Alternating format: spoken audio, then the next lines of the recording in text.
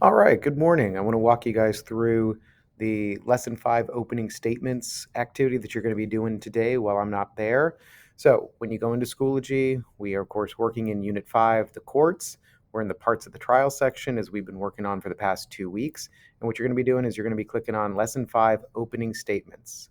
It's going to take you into this section, and you're clicking on the opening statements assignment day 1. It's going to look like this. So, the day 1, day 2 process. Day 1 is today. That's where you're going to be working on reviewing how opening statements are written. You're going to complete the writing assignment for both the prosecution and the defense. And then there's a checklist in that you're going to evaluate against. When we come back from our little break for the weekend, you will be then getting into your group, reviewing your uh, opening statements, deciding which one you want to present, and then you're going to present that to another group and give them feedback on theirs, and they're going to give you feedback on yours. So let me put you into the assignment. So this is the handout opening statement that you guys are working on.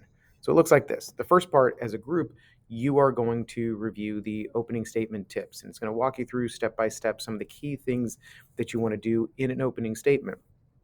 You want to make sure that the opening statement lays out the facts of your case, that the theory that you have. Last lesson we worked on theories and timelines. So the opening statement kind of sets the tone for the case.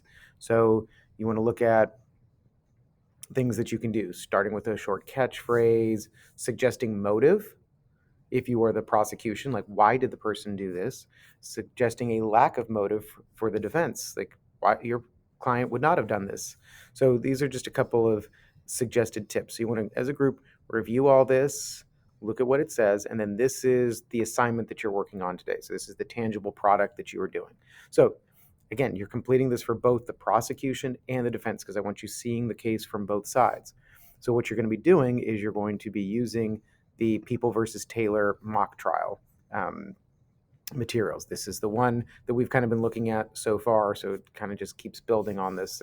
So you review the evidence, you look at the law, what the charge is, and then the witness statements help you to put together that timeline that you did last time. And so now that you've got that, you're going to put together your opening statements. And so again, if you go back here, it kind of gives you the template to start with, and then it walks you through it. So again, you're doing this for the prosecution. So it shows you here. This is the intro would be how both the prosecution and the defense would intro. Then this is what the defense would say. This is what the prosecution would say to end it. Um, so you're putting that together. All right. So that's what you guys are working on. You'll then evaluate your prosecution statement. How do you think it went? Do you think it was solid? These are all the different checklists. So if you have all those things in there, perfect.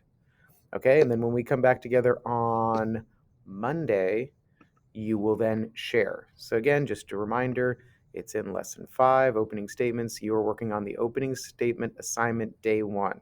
Today is day 1.